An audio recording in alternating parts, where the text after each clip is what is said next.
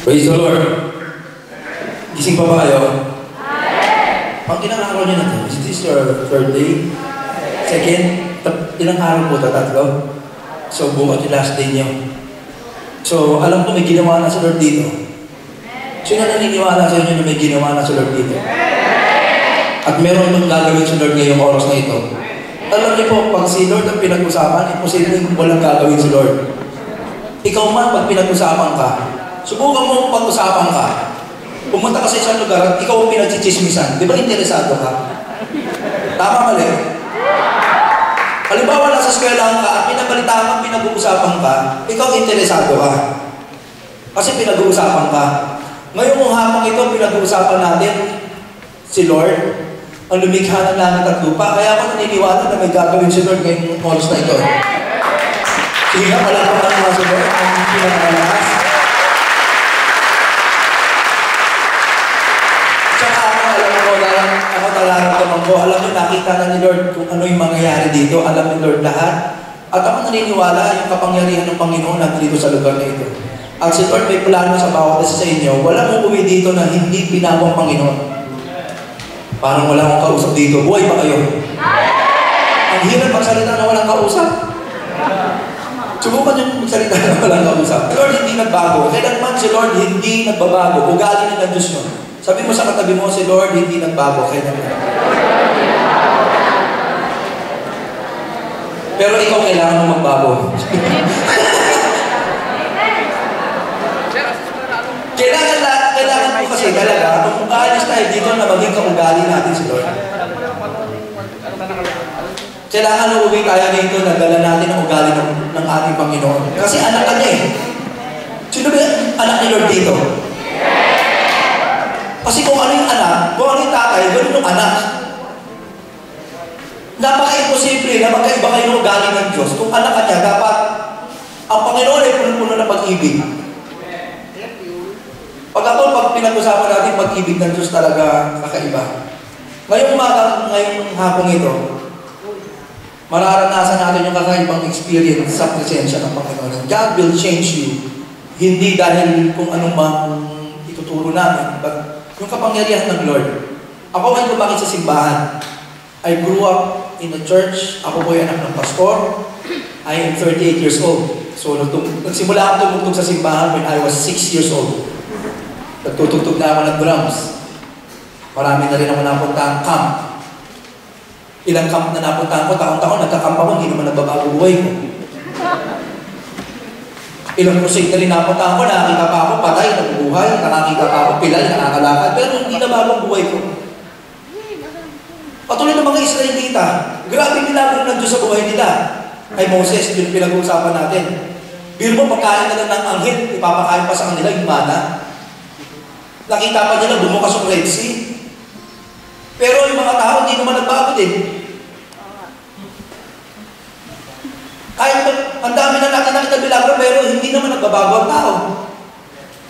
Hindi, totoo lang, pagparangahan tayo dito. Marami na tayong nakita ang mga bagay, pero pag uwi mo, hindi ka pa rin nagbabago eh. Nakita mo yung cancer, gumaling, pero nagbago ba ang buhay ng maraming kabataan? During 1970s, mas matinding mga signs and wonders nun. During 1970s, tatanda ko, nanay ko po, laging active dyan eh. Nanay ko, mainit mo yung nanay ko. Talagang siya mismo, pag nag-fasting pa yun, dalawang linggo. Hindi ko makakain, nagpe-pray lang. Nagkaalakad pa lang yun, nag-i-slide na yung mga tao, hindi pa nagpe-preach. Pag yun, nag-lay hands, pero nagtaka ko. Tumagal na yung panahon, lumaki na yung church, pero yung mga ugali ng mga tao hindi naman nagbago. Lumaki na yung church namin, pero yung mga tao pasaway pa din. Naku po, parang wala akong kausap ngayon ha. Hindi na ako kuha sa magic eh. Kailangan makita niyo Lord yung ugali niya sa atin. Yung kung aalis kayo dito, nakamukha mo si Lord. Sige nga, palakpakan mo nga si Lord. Yung mas malakas na palakpak. Sige, pwede ba tumayo kayo ng standing ovation, isang minuto na hindi ko pa nagagawang sigaw? Hindi yung lukusan. Una masakala ba asante?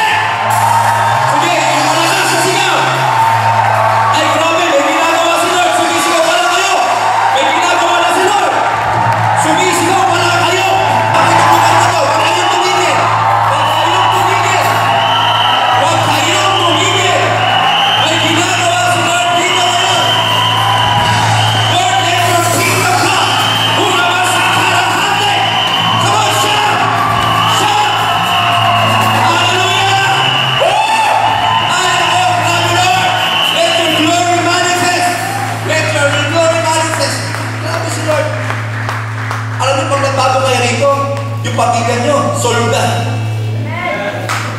Ako po, parang hindi nyo naiintindihan. Sabi ko, pag kayo pa lang nagbago dito, yung pamilya nyo sa mga ni Lord. Bakit? Bakit? Bakit? Si Joseph nga. Ito niyo si Joseph. Nag-iisa lang. Walang kasama. Si Joseph, tinapon. Pero anong ugali ni Joseph? Kaugali niya si Lord. Naku po. Kaugali niya si Lord. Ang mga Kristiyano ngayon, hindi lang matext, nagtatampo na. Si Joseph, hindi nagtatampo. Ang mga kabataan, bakit gano'n? Ang mga kabataan ngayon, kailangan pa ng iPad para magsamba sa Lord eh. Ang mga kabataan ngayon, grabe mga kabataan ngayon, kailangan mo pang dalhin sa Starbucks para magbasa ng Bible.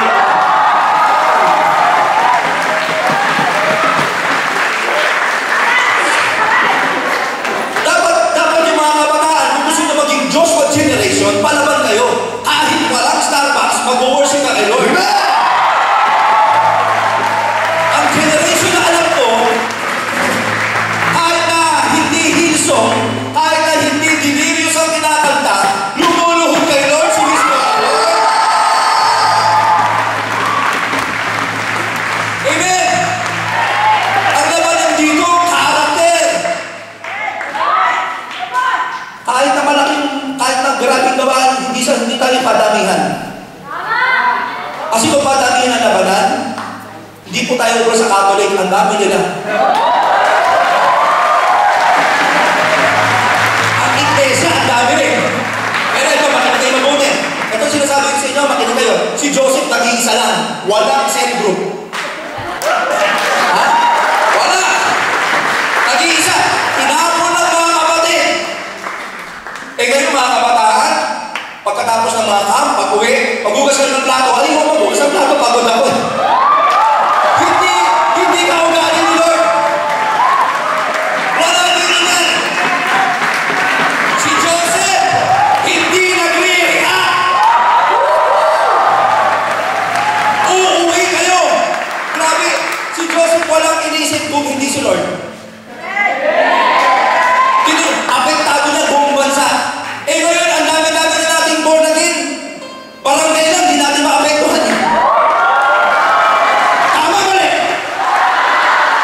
Si Joseph, buong bansa ay nagkakaisa. Katuwa at saya na aming dala. Kasi pagdala mo si Lord, may dala kang saya, may dala kang solusyon. Pagkasama mo si Lord, meron kang impact. Meron kang impact. Sabi mo sa katabi mo, dapat meron kang impact. Hindi impacto.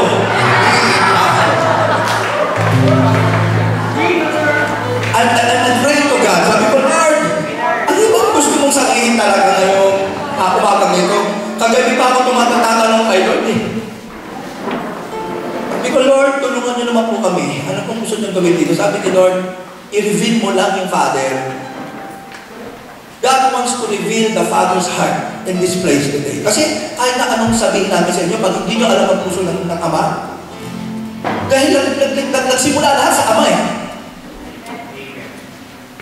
Kailangan makuha niyo yung isip at puso ng Ama. Kung sino ba talagang Ama? And Jesus revealed the Father when He came here on earth. Kasi pagkakilala ng marami sa tatay, nakakatakot si Father. Ay, naku, grabe, lalo na yung sa Israel, lalo na yung kasama yung kay Moses, no? Sabi pa ng Father doon, tatagpasin ko yung mga yan, matitigas sa ulo niya. Sabi pa ng Father, no? Pero hindi ganun ang galing ng Father na alam ko talaga. Ang tunay na Father ay yung nagmamahal, unconditional. Alam ko kami mga sa Lord. Sabi mo sa atin mo, huwag kang mamalag na hindi mo masalo ang salita ng Diyos ngayon. Lord, I declare kingdom take over in this place. Thy kingdom come. Thy will be done on earth. Sige, kantaan natin si Lord.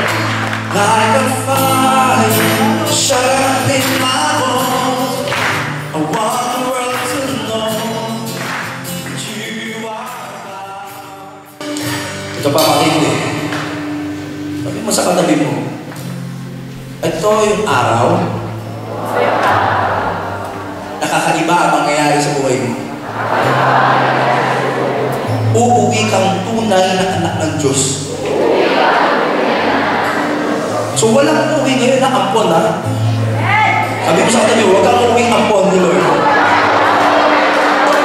So ganito, you may have visited, dyan na kayo.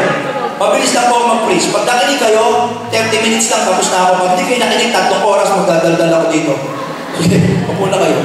You may have visited. Nagsisimula pa lang po tayo. I think I have 1 hour to share the Word of God. So si Joseph, hindi nag-react.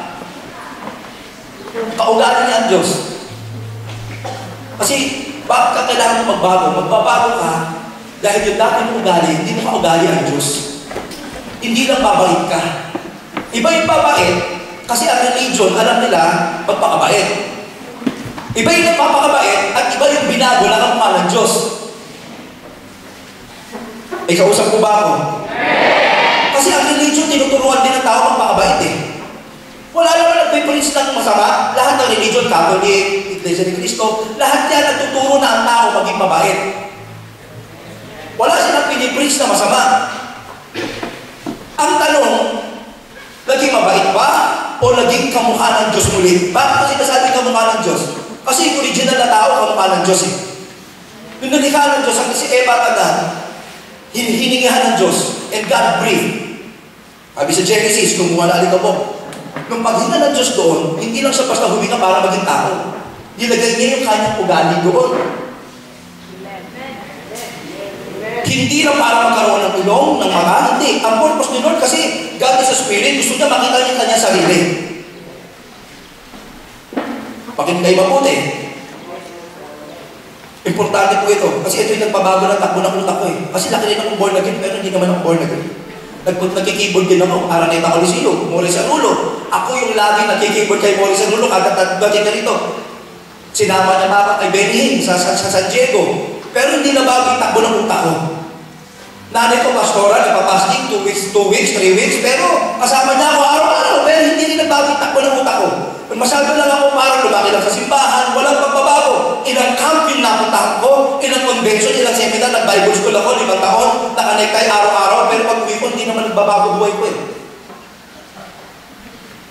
Hindi porket nakanektay ka, nagbago na ang buhay mo. Hindi porket nagko-convention ka, nagka-camp ka, nagbago na ang buhay mo. Yung takbo ng utak mo, hindi eh. Hindi porket nabasa mo yung buong Bible, nagbago ka na rin. Kasi si Soriano nga, memorize na ang Bible eh.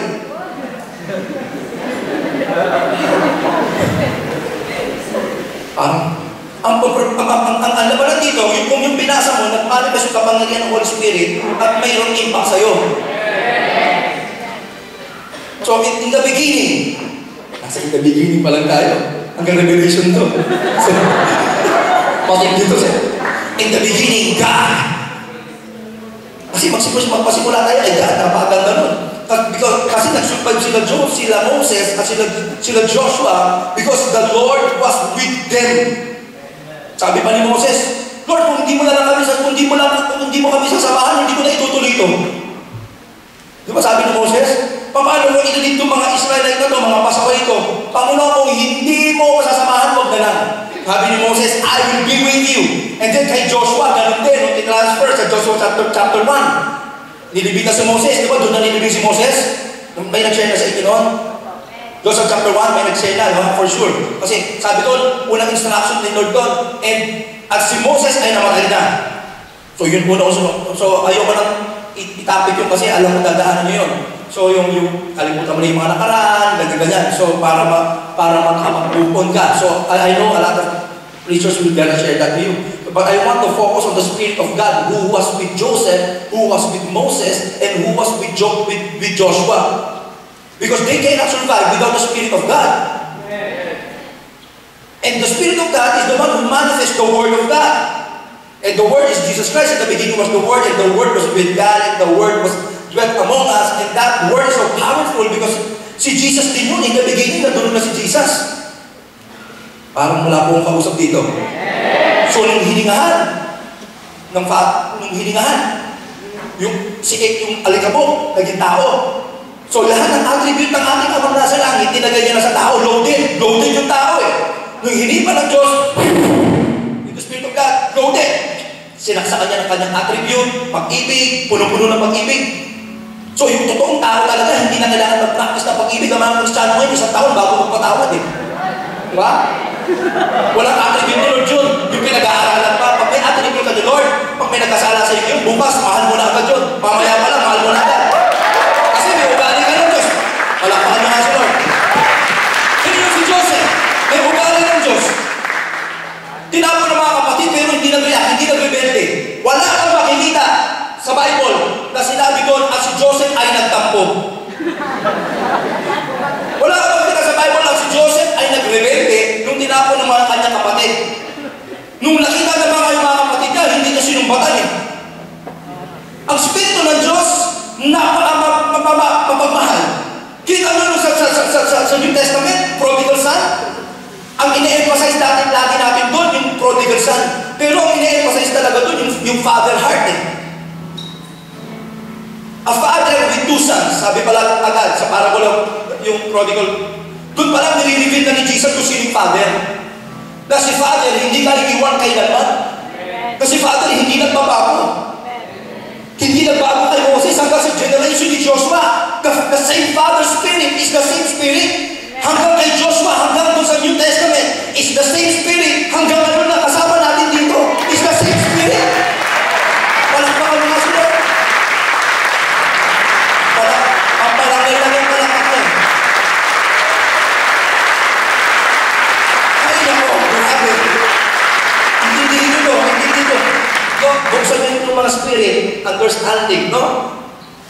Inihinga ng Diyos, talagang pinuno ng Lord ng ugali niya.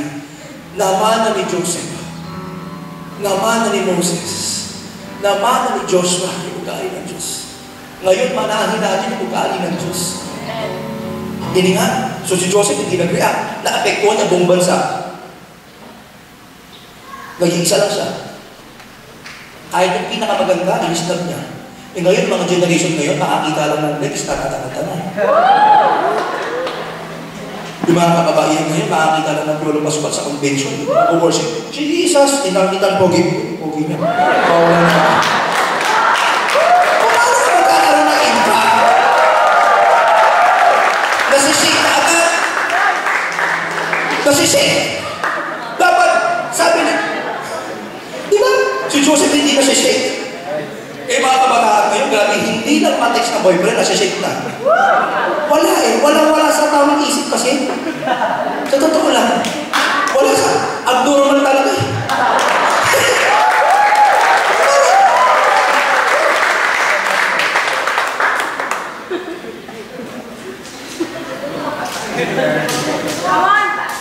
Diba?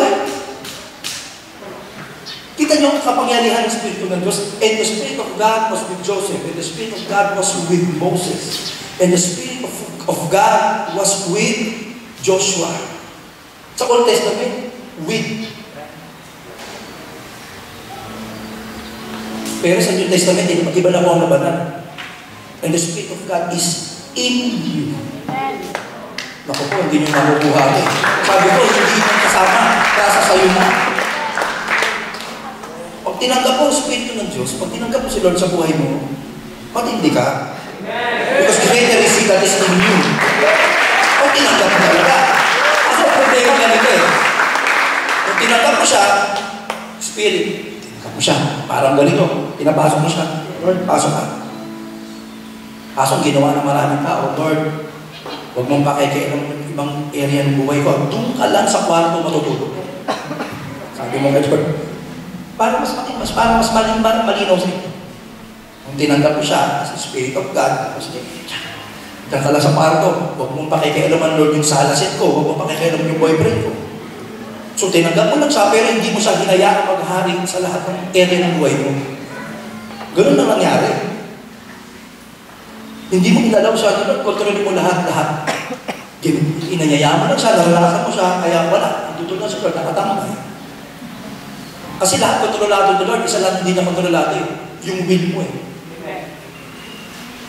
Kaya matulungan ng Lord lahat ng bagay sa mundo, kanya yan. Pero isa lang bagay na pinagkatiwala niya sa tao, yung will power.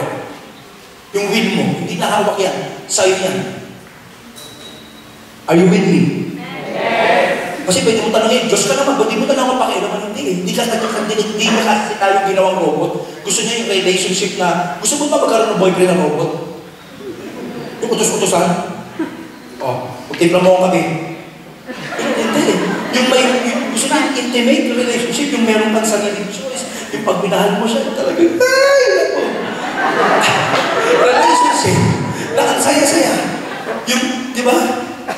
Talagang, yung talagang, spirit to spirit. Ang relationship mo kay Lord, spirit to spirit. Kaya nga yung you cannot worship God. Ang God requires yung true worship. In spirit and in truth because God is a spirit. So it involves your spirit. Talagang spirit to spirit. Kaya ang pagsamba, hindi naman kahit na walang music, pwede ka mag-worship. Ang mga born again ngayon, pag walang musician, hindi makakapag-worship. Pag wala yung gusto nila tugtog, hindi sila magsasamba. Lalo na yung mga kabataan. Pag hindi yung gusto nilang kanta, ayoko na, gusto ko I'm on fire. Gusto ko one way. Mga mabababang na generation. Noong 1970s, yung generation ng 1970s, yung mga kabataan nun, grabe. Matitindi kaya sa Sense and Wonders nun, matitindi kahit sa kamat sila lang, nag-worship sila. Kahit walang aircon, sumasamba kayo. Yung araw. Ngayon, kailangan mo malagyan ng projector, kailangan mo malagyan ng matinding aircon para mag-worship. Para hindi sila mainitan. Noong 1970s, wala pa ng projector. Ano lang, kartolina lang, yung kanta namin, paulit-ulit. 6 years old ako, nakikita ko yung mga kabataan. Grabe itong mga to. This is the day na wala kay Lord. Sabado ka lang, excited ka kay Lord. Pero mga kabataan ngayon, may hinsong na. Lahat na nandiyan dyan, pero wala. Nag-worship lang pag si Kristo rin nakaharap eh. Pero pag yung ordinary worship leader na, kaharap nila, ang generation ngayon, hindi na nag-worship, maniwala kayo sa akin. Gusto ni Lord na paglabas mo dito, iba na yung isip mo. Ang focus mo, hindi na dito sa mga, kung sino yung mga nakita mo, ang focus mo na kay Lord eh. Yung kahit na wala si Lord, mag-isa ka lang sa bahay, nagsasamba ka kay Lord. Kahit na walang musicians on fire, kahit walang Christ the Living God Fellowship, kahit na wala yung mga yan, mag-init ka kay Lord dahil kay Lord ka nakatutok. Siya yung passion mo. Because Jesus is your passion. Gutom ka kay Lord. Gusto mo yung presensya niya. Ang mga gutom, kahit na munggo lang ang ihain mo, kakain. Subukan mo yung mga may sakit, yung may mga cancer, yung mga may lagnat. Kahit makain mo ng crispy pata yun, hindi kakain eh. Kasi may sakit eh. Yung mga nasa hospital, bimod, dinadal mo ng mga pagkain para makakain. Kain ka na, may sakit ako eh. Yung mga taong hindi gutom kay Lord, may mga sakit yan. Ang gutom kay Lord, kahit na skyflakes lang, lalamunin yan eh. Pag ang tao gutom, grabe, kahit mundo, pag-aawang yan, gutom eh. Pero yung mga hindi gutom, walang tagay, kahit hakin mo ng projector yan, hindi sasambayan. Yung mga hindi gutom kay Lord, kahit anong gawin mo, plataforma, hindi sasambayan. Pero yung gutom kay Lord, grabe, kahit na walang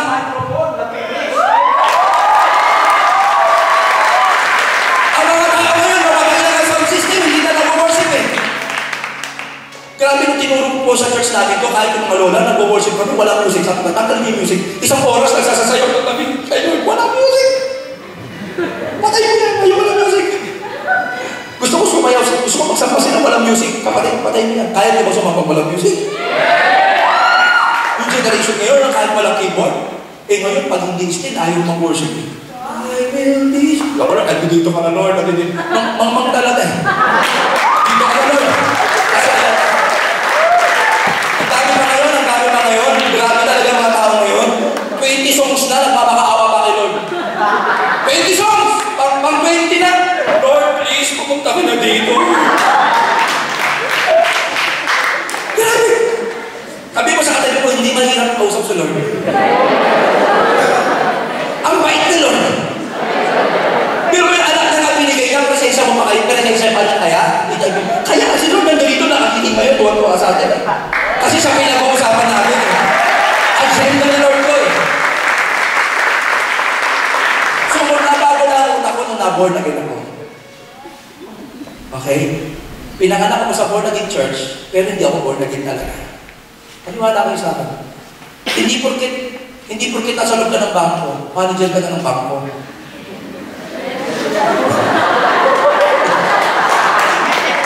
Hindi porkit nasa loob ka ng police department, police ka na. Hindi porkit nasa loob ka ng building na born again ka na. Parang may kausap ako. Kung naiintindihan ko lang po, yung sinasabi ko sa inyo kanina yung God-breathed. Kasi pinag-aralan ko yung mga disciple. Yung mga disciple, mag-G12 din sila. Sila nga yung original na G12 eh. The greatest teacher, iniwan ni Jesus, and that is the person of the Holy Spirit. Sabi ni Jesus, I will not leave you orphan. Sabi ni Jesus, I will not leave you comfortless. Sabi sa mga disciple. Eh, yung mga disciple na, 3.5 years, nagpakain sunod ng 5,000, nakakita na ng mga milagro, pero mga pasaway pa din eh. Dininay pa nga si Jesus ni Peter eh. Nagbago ba yung mga disciple? Nakakinig na ng preaching. Tinuruan na ng mga parable. And he taught them about this, ganyan-ganyan, about this, ganyan, ni Jesus Christ. Pero pagdating sa huli, si Peter, pasaway pa din. Yung mga iba, mga pasaway pa rin. Kailan lang sila na born again? Nung paalit na si Jesus, hiningahan ulit, katulad sa Genesis.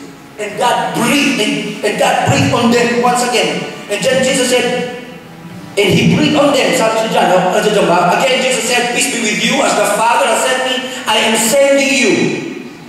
And with that, He breathed on them. Gaya ng paghinga sa Genesis, and then received the Holy Spirit. Doon lang sila naging kaugali ng Diyos. Nakakita na naman kami mga signs and wonders yun. Nakakita na naman 5,000 pinakain, pero hindi na bago ang buhay. Hindi papakita na naman ang dito. Kailangan dito God-class being ka. Dapat dito God character. Yung attribute, yung ugali ng Diyos, mapamakita na sa'yo. Katulad ni Stephen, binato na, hindi nagre-react. Nabasa nyo ba yun sa Bible? Binato na, pero hindi nagre-react. Mahal ba rin niya? Ngayon, mga Kristiyano, makakita ng kotse, nagre-react na, oy!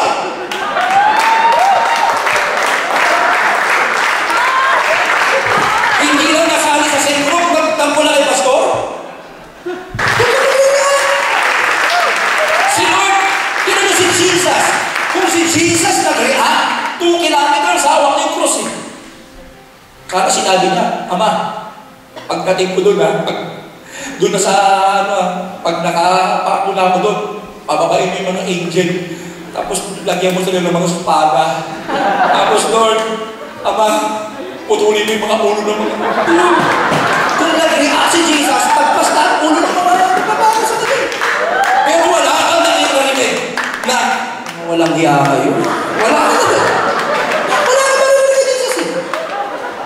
Pagmamahal pa rin eh. Attribute pa rin eh. Ugali pa rin ng Diyos. Katulad ni Joseph, pagkakaugali, magkakapatid kasi. Stephen, kapatid din yun eh. Si Jesus, kapatid din natin eh. Si Moses, kapatid din natin yun eh. Si Joshua, kapatid din natin eh. Ikaw ba kapatid ka rin?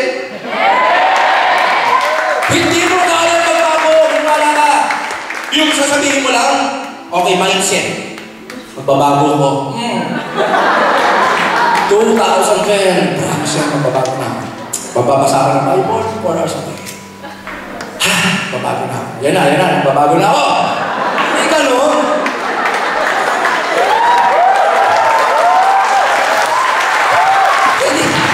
Hindi naman gano'n eh. Magbabayulis ko lang kung paano magbaba. 5 years. Okay, Lord, paano? Okay, Lord, sige, magbabago na ako. Hindi naman gano'n eh. Hindi mo naman kaya magbago eh. Ayaw mo ba magbago? Ako hindi ko kaya magbago eh. Sinabi ko na kay Lord, hindi mo kaya magbago. Pag ako pinabayaan mo, mapapaniwala ako nun. Bahala ka. Nag-pray ako, biglang dumating ang kapangyarihan ng Holy Spirit sa akin. Isang gabi, walang pastor. Wala yung nanay ko, mag-isa lang ako. Binabasa ko yung John 3:3, except a man be born again, he cannot see the kingdom of God. Except a man be born again, he cannot enter the kingdom of God. Yung pala sa mundo ng Diyos pala, dalawa lang mundo yan, mundo ng demonyo at mundo ng Diyos. Gobyerno ng Diyos at gobyerno ng demonyo. Ang dala kasi ni Jesus, hindi naman rinig yun, gobyerno. Basahin nyo, Isaiah chapter 9, verse 6. For unto us a child is born, and the government, pamamahala ng Diyos. Kasi nung ano ba nawala kay iba agad? Yung pamamahala ng Diyos eh. Hindi naman nalilihi yun eh. Sige, mag-religious ka, 30,000 na religion, naka-register. Pag-aralan mo lahat, okay lang. Kaya mo ba pag-aralan na religion? 30,000, lahat yan, may mga doktrina, ganyan kakapal, mga papel. Isang verse na hindi mo matapos. Sige, pag-aralan mo lahat. Ikutin mo internet. Basahin mo, religion lahat. Saligsigin mo, nakukulangin ka. Kaya ako, isa lang ang doktrina ko eh. Love lang ni Lord eh. Kasi doon lang ako nabago, isa lang ni Lord. Nung nakita ko, natanggap ako ni Lord. Naminahan ako ni Lord. Na lahat gagawin niya para sa akin. Basta masabi niya lang, I will be with you. Ako, ayoko sana magpastor ko. Kasi alam, ang mahirap magpastor, naranasan ko, nakikita kay nanay ko, hirap na hirap magpastor. Minsan, imbis na pagkakain na lang namin sa Jollibee, papapasahin niya pa sa prayer meeting. Ang extreme nga, extreme religion. Grabe talaga. Alam niyo, ang kabataan, kailangan natin dito yung kapangyarihan ng Holy Spirit sa oras ko. Kailangan mahipan tayo dito. Yung hinipan sila, mga disciple, doon lang sila nagkaroon ng impact. And they turned the world upside down. Pag nag-preach sila, may kasamang signs and wonders. Kasi problema, pinreach natin yung signs and wonders eh. Hindi natin pinreach yung pinreach ni Jesus Christ eh. Ano ba pinreach ni Jesus Christ? Matthew chapter 5. Blessed are the poor in the Spirit, for there's the kingdom of God. As you preach the kingdom of God. Ang pinreach natin si Jesus. Ayaw natin i-preach yung pinreach ni Jesus. Sabi ni Jesus, huwag niyo i-preach yung 5,000. Pag-preach niyo yung paghahari ko sa buhay ng mga tao. Kung gusto ni Lord, paghariin ka niya eh. Paghari siya sa'yo. Dumating ang gobyerno niya sa'yo at siya na yung iyong presidente ng buhay. Siya yung masusunod. Yung will mo, isasabit sa kanya. Kaya nga, not my will, but Lord, let your will be done. Kasi hindi mo kaya magbago. Pag sinabit mo na sa kanya, siya yung bahala magbago sa iyo. Kahit ikulong ka sa drug rehab, hindi ka naman magbabago eh. May drug rehab po kami. Ang dami na pong aling paglabas, aling pa din. The only thing that can change you is when God breathed on you. At tulad na sinabi ni Jesus, diyan na nagkaroon ng impact ng mga disciple. Biro mo 3 and a half years, nag-disciple sila. Si Jesus nagpipray, yung mga disciple natutulog lang. Ang kukulit nga, yung mga pasaw eh. Diba? Nagkakaskot ng demonyo. Ayaw lumabas ng demonyo. Si Jesus, magdali lang. Pagkatapos nilang mga mahipan ng Diyos, doon lang sila naging effective. Sabi pa ni Jesus Christ, kung ano yung ginagawa mo, mas matindi pa yung gagawin nyo. Si Jesus Christ hindi na-insecure. Ang mga Kristiyanos ngayon, mga insecure. Pag gumaling yung worship leader, mawawala na ako ng presyo. Pag may mas matinding mag-preach na yun, ako mawawala na ako sa pagkawin pastor. Si Jesus hindi ganun mag-isip. Si Jesus, mas matindi, gagawin nyo. Ito mga dinidisciple ko, ito mga to, ay matatabayan, mapabait yan. Ito mga to, sabi ko sa kanila, ako ang dream ko para sa inyo, yung sa generation nyo, yung talagang grabe manifestation, kaysa sa naranasan natin ngayon. I want to see you na talaga mas effective. Hindi yung, mas magaling ako sa inyo, hindi ganun ang ugali ng Diyos eh. Ang ugali ng Diyos mapagbigay eh. Yung parang makita mo nagbago, hindi naman porque nagtangs ka, nagbago ka rin. Marami na nagtangs, nag-backslide pa rin eh. Because the Holy Spirit is the Spirit of truth. Yung napapansin mo, na-transform ka na araw-araw. Of course, you will not be changed automatic ngayon. Pag hinipo ka ng Holy Spirit, 100%, pag-uwi mo sa bahay, holy ka na agad. Yung kahit ubo mo, holy na. Alam mo yun? Yung pag-ubo pa lang, holy na.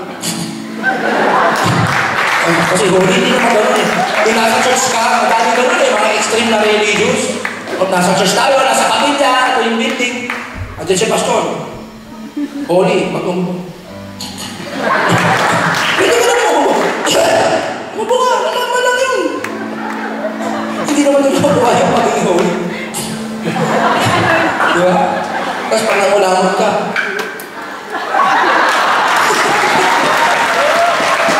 social. Diba? Nabiktima ka. Ang mga tao, bumabait lang pagdating sa building eh.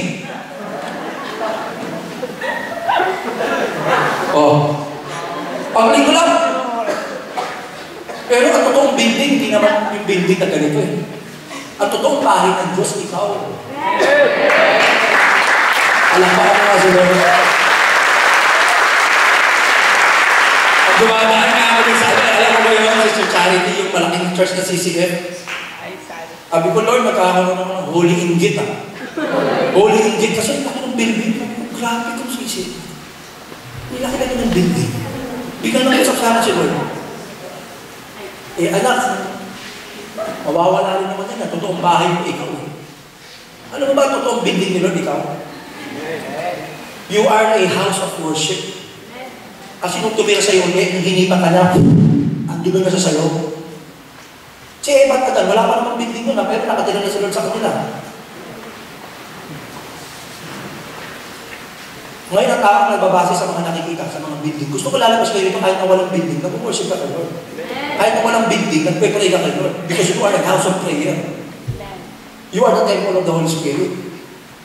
Kung talagang hinayaan mo siya magkali sa'yo. Gusto ko yung kayong mga generation, papaalag kayo. Kasi itong mga nire-reveal sa inyo ni Lord, ang titindi. Yung generation namin, nung nagkakam kami, ang mga tuliching lang ganito. O faith, long-suffering. Yung mga praising namin ng kapo. Mahalin mo yung kapwa, kaya na pagmamahal sa'yo. Mga simple. Pag uwi namin, ganun pa rin, nagchochongki pa rin. Oh, Yossi pa rin. Wala iba.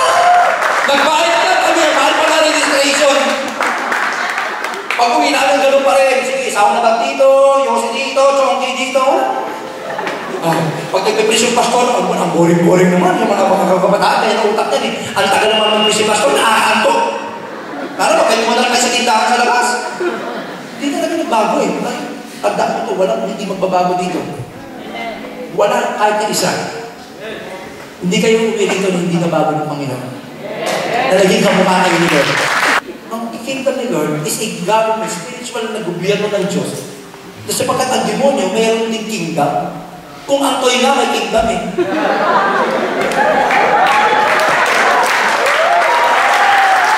Ang toy nga, may kingdom. Ang enchanted, may kingdom din.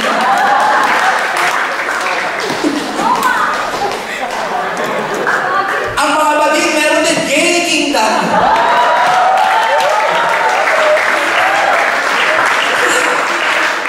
Ang mga sabarol, meron nga din sa Tagaytay, may kingdom din kasi ni Pilipino, ang laki ng corona, kingdom din. Ang nag-aari doon, mga sabarol. Pero sa kaharian ni Lord, yung mga tao dito, kamukha ni Lord, pinaghaharian niya, yung kamukha niya, yung may punong-puno ng pag-ibig, punong-puno ng kindness, punong-puno ng self-control, punong-puno ng patience. Yan ang mga bunga ng kaharian ng Diyos. Blessed are the poor in the spirit, for theirs the kingdom of God. Blessed are the peacemaker, for theirs the kingdom of God. Puro kingdom. Si Jesus Christ, pag na-preach kingdom, pagdating sa Matthew chapter 6, seek ye first, kingdom na naman.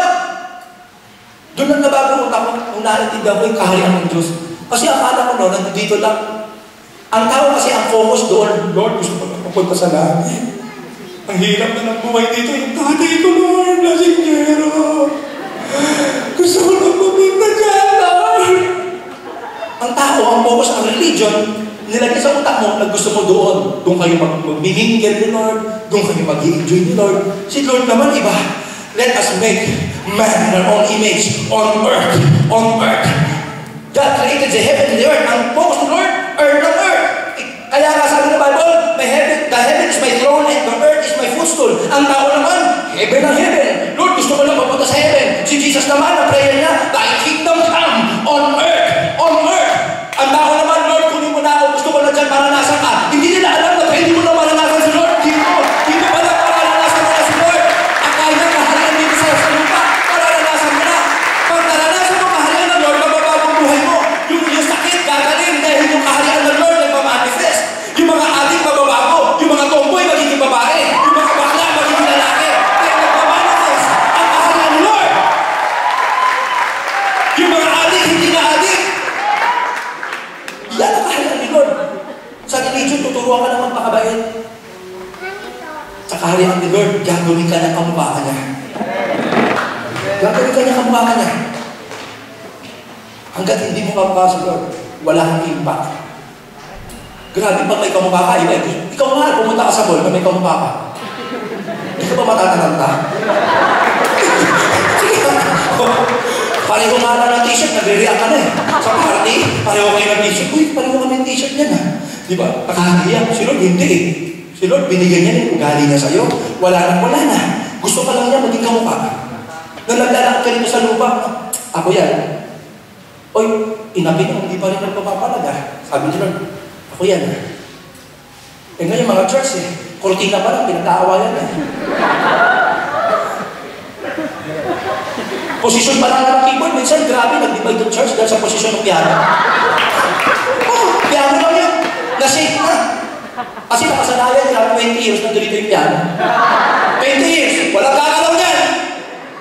Eh, bago na yung pastor, nilipat dito sa kabila. Ayaw na to. Keyboard lang yan. Bakit ito? Wala talaga eh. Hindi ko alam. Ay, swerte nyo. Blessed kayo. Hindi pwede swerte. Bawal yun. Malas yun. You are blessed. You are blessed today. Can you all stand in the presence of God? Lord, we want this generation consuming fire. There must be more.